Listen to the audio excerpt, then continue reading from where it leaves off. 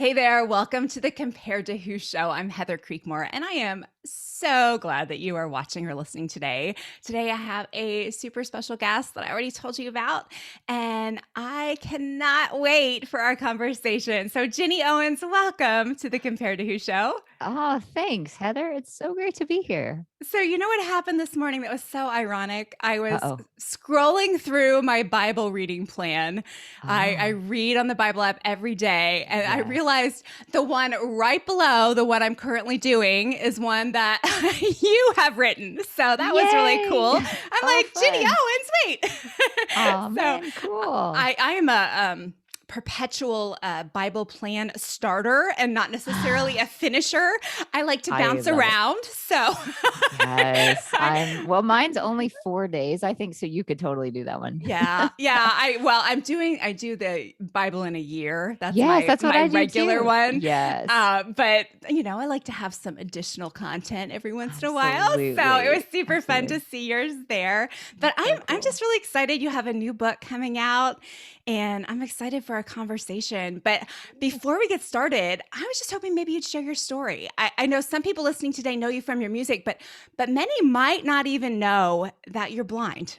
I didn't know Yeah. that about you Oh, all this wow, year. cool. So I mean, until I read a little bit more about you, I had no idea, and I was a big fan of music, but that part of your story escaped me. So I would love it if you would just share with everyone, what when Sure. that started and what that journey's been like for you. Absolutely. Yeah. So I was born and raised in the South, in the deep South in Jackson, Mississippi. And I could see a little bit when I was born. And for the first few years, I was learning my colors and all of that. My mom says my favorite was purple, Oh. and learning to recognize everybody's face and all those kinds of things. And then when I was 3, I had a surgery that took away the little Mm, bit of vision that I had. They were hoping it would actually stabilized my vision, but instead it took it away. And but my parents were great about saying, go out and play like you always do. And so I went and rode my bike and climbed trees and just learned not to really think anything of it. Of course, until I got to school, and then I realized the most difficult thing about being blind is other people's reactions to it. mm, But I also I was in love with music from the very beginning. I always loved it. We had an old piano that lived in our house that I learned to play and write songs on. And songwriting was something that really kind of helped me, process the world. I would journal about my life, and I would write out conversations that I really wanted to have, but was too scared to. So I'd write those in songs, especially when I got into middle and high school about boys. We all have to write songs about boys. So I all the love it. songs, all the time. They used to be about Jesus, but then for a season, they were just about boys I all love the it. time. Love it. And then I moved to Nashville to go to Belmont University, and just thought I was going to be a high school music teacher. Even though I loved songwriting, I thought there's no way that I would ever like get to do that for a living. And I was probably the only person in Nashville that was just hunting for a teaching job and ended up getting a record deal instead. So That's so yeah, awesome. so weird. Yep. I So love that. I'm doing music for lots of years, and then just wrote my first solo authored book. Oh, and about 3.5 years ago, I moved to New York City from Nashville. So I have made it all the way from the deep South to the deep North. And I don't guess you call it, I guess you call it the far North. I don't know. But anyway, so we've been on a journey, and it's been great. It's Yankee country, I think is what you call Yes. it when you're from the Yankee. deep South, right? Yeah. I don't think you're allowed to say those kinds of things now. Oh, So I just, oh, yeah, I whoops, don't know. sorry. No, you can say it, just not me. So yeah. Yeah. I grew up 1 mile north of the Mason-Dixon line in Oh, Pennsylvania, and wow. so that was a funny thing because my parents are both from the South, so I get it. It's different up north. Yes. Yes, it is. And have Absolutely. you been locked down then for the last Yeah, couple we've been years? All it feels like. yeah, I know, for the last 100 millennia. Yeah, I well, the beautiful thing was, not only technology helped us all connect, but also I had school and I was writing the book Okay. during the pandemic, at the Okay. first part of the pandemic, the first few months. So everyone's like, I don't know what to do with myself. I'm like, I do. I'm just, there's no Netflix in my life. It's just work all the time. So anyway, yeah. And another really cool thing in New York is, of course, we have Central Park. And so that was Mhm. not locked down. So I would get to go and take walks with friends there. And, Central Park to me is a Wonderful. little bit like, a very, very blurry, but still sort of an indication of what heaven's going to be like. Cause there's Uh-huh. everyone from every nation, tribe, and tongue Uh-huh. there. And they're all laughing and happy and eating delicious Yep. smelling food and playing music. And so I think having Central Park during the pandemic was really just a joyful, place to go and a joyful experience that I was really thankful to have. Oh, that's wonderful. Yeah, I love New York City. I spent a lot of time in New York City in my 20s. So I So love the fun. city and I love the park. So that's awesome. Yes. Well, Jenny, this show is about body image and Yes. comparison. And Yeah. my listeners and viewers are women who struggle with these issues, which really Yeah. probably should be the entire female population, right? Absolutely. Because They should all be listening because that is the real thing. my target market is broad. Yes. But I just can't help but think what a different experience this may be for you. Because most of my women, one thing that we talk about all the time is how they're looking around and Mm, seeing another woman to compare yeah. themselves to, and Yes. wishing they had her body or her life in Hmm. some visual way that they have processed. But I Yes. would assume for you that's a little different. Has Well, Yeah, well, I'd love yeah, to know. So exactly. Yeah. what's it been like? How has being blind impacted your perception of body image? Well, I do think because I remember when I was 12, when I was in all of middle school, I was dying to learn to put on makeup. Uh-huh. And my mom at first was like, it's not time yet. It's not time yet. And finally, she's like, okay, you can learn if you promise me you're going to just stick with it until you get it, because it's important that you know how to do that. Mm. And so I was like, of course, I will put on makeup twice a day. I will put it on like all day, whatever. Yes. And I remember, so we went to this lady's house that we knew that did, like sold makeup. And she taught me all the different moves for putting on makeup, applying, foundation and blush and eyeshadow. And there was, brushes and, sponges and palettes and swipes. And it was a lot for somebody Mhm. that can't see to just try to remember how to do it and the technique, and also to count like how many swipes do you swipe the brush in the palette, and then how many on your face, those Uh-huh. kinds of things. And so, 4 or 5 days into that process, I said to my mom, I think I'm just going to wear lipstick. I'm good. And because this is too hard. And she's like, no, you have to learn this Mhm. because one day you are going to probably need it. But and she was totally right about that. But she also said, if you don't do it, and she would teach me this about ironing my clothes, which now I know we don't do much of that, but having clothes that looked kept and all of that. Uh-huh. She would say, if you don't do these things, people are going to think it is because you can't. People are going to Mhm. think it's because you're incapable, and you don't Mhm. want them to think that. So, in other words, she was very wonderfully honest about preparing me for the truth of the Mhm. world and how other Mhm. people look at us and Mhm. how they size us up. And I've always, found that to be the case. Like if I, have a day when I go out wrinkled or whatever, I try not to do that. But if it's like my Saturday clothes, people kind of treat me like I'm in my Saturday clothes. So because Mhm. of that, I realize the importance of visuals. And Mhm. another thing I would say about that is, if I'm in a group of people, even if I don't know them, I can always tell who the less attractive people are by the way that they speak and the way that they carry themselves, because you can tell their confidence has been Huh. hurt. Like you can tell, Interesting. yeah, unless it's somebody just really unique who has been able to really find a way to rest in the love of their family and the love of Jesus. And Yeah. I mean, and so then you don't always know, but I usually can tell like who is more or less attractive just by the things that they say, or Huh. um yeah, or the things that they don't say, or just, Uh-huh. their security level. But so all of that to say, what that has done in my own head is it's definitely made me, I mean, I compare myself not by looks. I mean, usually it's like by, have I have I done as much as I need to? Is this, is my whatever, is my song as good as this other person's? I would Mhm. do some more of that.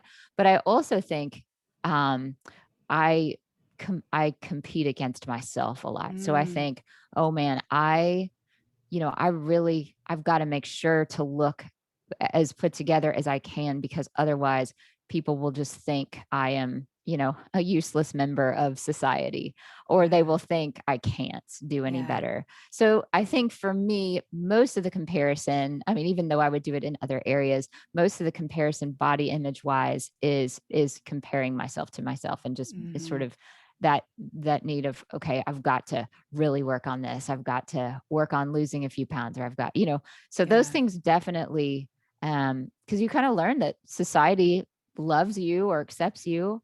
If, and then you have to learn how to kind of get past that and say, I don't, I'm not gonna, I'm not gonna worry so much about what society thinks of me. But that is a practice that you have to really develop, I think, Yeah. as you well know. So Yeah. yeah. Interesting. Yeah, I'm wondering, I mean, it's I'm gonna lay out a comparison. Isn't that Yes. awful? I love but it. but No, do it. I wonder, it's impossible to measure, but I wonder to what extent. And I talk to women all the time who tell me something similar from a different set of circumstances, of course, Right. but who Right. are like, no, I don't really compare myself to others. I just compare Right. myself to like the me I want to be. And I wonder to what extent sometimes that could even be more pressure, right? Yeah, for Because sure. when it's the me you want to be, like the sky's the limit. Yes. Right? There's no Absolutely. like there's no boundaries to our Yeah, ideals, right? So absolutely. so yeah, well thank you for sharing that. And it's funny you Yeah. mentioned your makeup, because I was on YouTube uh, Oh, looking you yeah. up, stalking you in Oh, good. preparation for Yes. this interview. And I saw your makeup tutorial from several years ago, and it was Oh, so yeah. neat. So Oh, if man. you're interested in watching Jenny put on makeup, it's on YouTube. Yes, it So is. I was like, you Indeed. had some good tips. Aw, So, thanks. That's too fun. Yeah. well, you have a brand new book coming out that apparently Yes. you were writing during COVID, Yes. which probably Apparently. was interesting timing, because your book is Yes. Singing in the Dark, and it's all about walking through darkness and finding Yeah. light in hard times. Right. And the struggle is real. Would you tell us just a little bit more about what the book's about, and what your heart was there? Absolutely. Yeah. So in a nutshell, I would say the book is about what can we do? It kind of answers the question, what can we do to find hope Mm, in our difficult circumstances, in what I call the darkness. And for all of us, there's some sort of darkness. Maybe we're not in the most difficult situation, but maybe it's just that we can't, sit down with God at the coffee shop and just have a chat with him. So mhm, there are things that aren't clear to us. Maybe it's just, what is my next move? What should I be doing next week or next year? Or, mm, so there's some elements of just not being able to see the way ahead clearly mhm, for all of us. And so what I do is I share some of my own story and how I have found hope. And most importantly, I share what I call songs from scripture, mm, that teach us how to find hope no matter what it is that we're facing. So some of the songs are literal songs, like from the Psalms. Some of them are prayers. One of them is from a letter that Paul wrote to his friends, the Philippians, where he's mhm. in prison. But we know that Paul sang a lot in prison. And so in Philippians Yeah. 4, I envision him singing to them, Mm, because they're suffering, he's suffering, and so he's singing to them about mm, finding joy and about not being anxious about anything and yeah, about being content in every situation. So it felt like a song to me. So, absolutely. so yeah, we explore some of those different songs and see how we can use those songs to sing of our own hope in our own day and time, and the sing of the hope that God is faithful. And but we also just look at the stories of how God worked in so many lives of different folks in the Bible, and we find that their stories are not unlike ours. There are definitely a lot of the same struggles. Like the first chapter, in fact, is about Leah, Mm, and Leah was, as some will probably know, um, the first wife of Jacob, of mhm, Jacob and Esau, and Jacob and Esau were the grandsons of Abraham. And Leah was unattractive. mhm, She was The Bible tells us she had weak eyes, and we don't totally Mhm. know what that meant, except that in her society, she was not considered pretty. Her father Mhm. didn't think he would be able to marry her off to anyone, so he sneakily marries her off to a guy who loves their sister. And you can't Mhm. get any worse than that. Yep. And so Leah's longing in her life is um, to have her husband's love, to be seen and loved for who she is. But really, the only one who sees and loves her is God. And so Mm. she sings several songs about it. And her first few songs are like, oh, yay, God has seen me. So now he's Mhm. given me a son, and my husband's going to love me. And Mhm. so all of God's blessings to her are kind of a means to her own ends of getting her Yeah. husband's love and what she wants. But yet finally she has her son Judah, her fourth son, and she finally gets it. She finally realizes that she's seen and loved by the God of all. And so she says, this time I will praise Praise the the Lord. Lord. Yep. This time I'm going to center myself in him. And so I think it's a call to all of us to know that, the Lord, every blessing that he gives us is because he loves us. Right. So to just realize as he's blessing us that he sees us, he sees Yes. our struggles, he sees our pain, he sees our darkness, and he's bringing light into it with every single blessing. So yeah, the book is about these different stories and songs and how we can sing them into our own lives. And there's even a place to kind of write your own song or Mm. prayer or just thoughts at the end of each chapter. Inspired by a song that I put in there from my own collection of songs that are many from over the years. And so yeah, it's Awesome. really special. It was really special to write. Oh, I love that, Jenny. And I love that you talked about Leah. So Leah is a regular on the show. Oh, um, good, as so she should be. yeah, Yes. Leah's one of my favorites. And I feel like, her story is not told as often as it needs to be. When we look at like the biblical women who are our heroes, it's always Esther and Ruth, and no one talks about poor Leah. So Yeah. I love it because I feel like Leah's story is one that more of us can relate to than Queen Yes. Esther's. so Absolutely. so I Yes. love that you brought her up. But you're talking about we all go through hard times, we all go through darkness. But most of us want to avoid darkness at all Yes, we do. costs, right? Yes. So is there just one lesson maybe that you would share with us from your book of what you've learned in walking through darkness instead of running away from it? Yeah. Don't avoid it. That's the first thing. But pick it up and take it to God. Hmm. And you know, when we go through suffering, the one thing that we are certain about is that we have a God who cares about our suffering. And we Mm, know that because he walked through the ultimate suffering right. for us. And so when we have suffering, we have to bring it to God. We have to cry out to him. I would say if, yeah, I mean, especially if the suffering is really difficult, it's a time to grab a passage of scripture that brings you hope and just live in that every day. Come back to it multiple times a day, memorize it, pray it, cry it. Um, but God wants us to walk with him in our suffering. And Mhm, we're told countless times in the Bible that suffering can actually produce character. It can mhm, produce deep things in us, but it can also make us bitter if God isn't mhm, in the midst of it. So, mhm, so it is important to take our suffering to God, to pour it out. We don't have to say it's going to be okay, but we mhm. can lament before Him. We can Yeah. say why.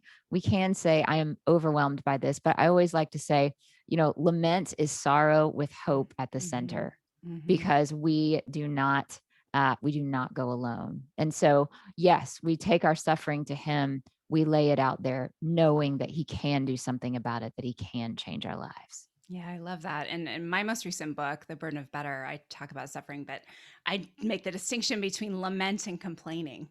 Yeah, And absolutely. and I love that you talk about lament because I don't feel like we talk about lament very much. But lament Right.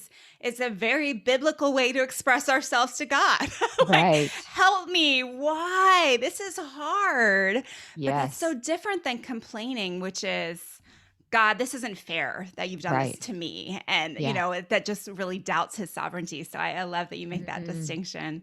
yes, Well, absolutely. you talk in your book about a journey of restlessness. So Yes. I guess you're, in the thick of your, music career. I guess things are just starting to take off, living the dream. but Yes, burning out in the process. And I think this is something that most of my listeners can relate to. absolutely. And we talk a lot on the show about chasing idols, idols like Hmm. success, idols Yes, like beauty and the perfect yes, body, even idols like marriage. So, right. for those of us who feel like our wheels are just spinning, we're chasing and chasing, we're in this restlessness that you talk about. What advice do you have for putting your trust in God and finding rest? Mm. Well, I think there are a couple things that we need to do that. We need a rest time every week. Mm, I think it's super important. yeah. I think, for me, that has been Sunday afternoons, not only for a glorious nap, which naps are always better Uh-huh. on Sundays, but just for time to read and meditate on Mm, some words from scripture. I would even say take a couple of verses, read through mm, them slowly, read through them a lot.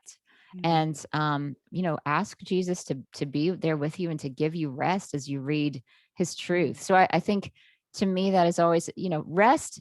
The beautiful thing about rest for us when we have Christian hope is that it's a time for us to sit back and marvel at God's creation, at his mm, blessing, without totally just jumping in and participating in all of it. So we're mm, sitting back and marveling and reflecting on all the great things that he's done.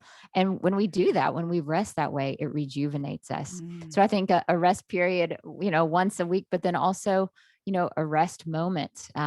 For mm, me, that's in the mornings, like just mm, having that moment of being refueled um, with Bible time, with prayer time, with mm, pouring out to God everything that's going on in our hearts, and just letting Him again, like resting in Him, like laying mm, it all on Him, and then allowing Him to speak to us. So that ends up being rejuvenating too. mm, And then the last thing I would say is I think community really helps us mm, rest. I know in the mm, times when and I'm definitely an introvert, so it's not easy for me to say that. But the times that I've been the most restless, it's been other people that God sends mm, to speak His rest to me. yeah, And we need that. We need just the balance of that. We need sort of the rejuvenation that comes with yeah. people speaking into our lives. So yeah, I think those are kind of the main practical pillars of rest for me. Oh, I love that because, well, one thing you said was taking that moment or that time to marvel in God's creation.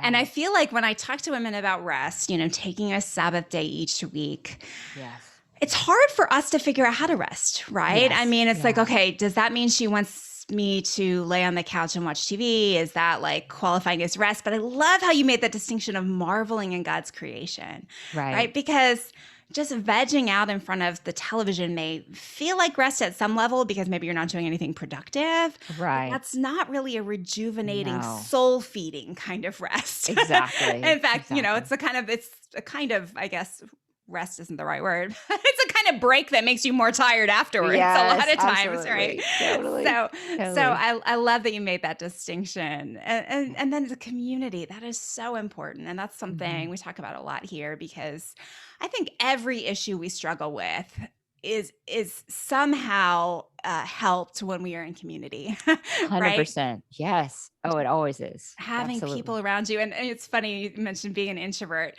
So I am more of an extrovert, but there are times I when, love it. that meeting is coming up at 7 p.m. and between like 4 to 6:30, it's like, I don't have the energy for this. I Yes. can't do this. What excuse can I come up with not to go to this? And I then love it. every time I force myself to go, Yes. always rejuvenating. It's Yes. always brings me energy. So I love that Oh, community I so love I'm glad to know I'm not the only one that does that. yeah. Yeah. I What yeah. excuse? Is a kid sick maybe? Yeah, What can yeah. I come up with? Oh wait, Yes. no, God, you want me to go to this. Okay, I'll go. Exactly. Oh, Yes. I love that. Well, Jenny, would you tell everyone just where they can connect with you and where they can get your book and when does it release? It might be out now already. Yeah, it's out now because it Awesome. it came out May 1st. Awesome. So, yeah. Fantastic. And where can everyone connect with you? So GinnyOwens.com, that would be with a G, Ginny, Owens.com. Also on the Facebooks, it's Ginny Owens Music. And on Instagram, it's Ginny Owens Official and Twitter's at Ginny Owens.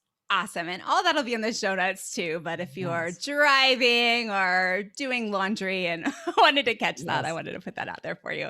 Well, Thank Jenny, you. thank you so much for being on the Compared to Who show today. Oh, thank you so much for having me, Heather. It's been so fun. And thank you for watching or listening today. I hope something in today's show has helped you stop comparing and start living. Bye bye.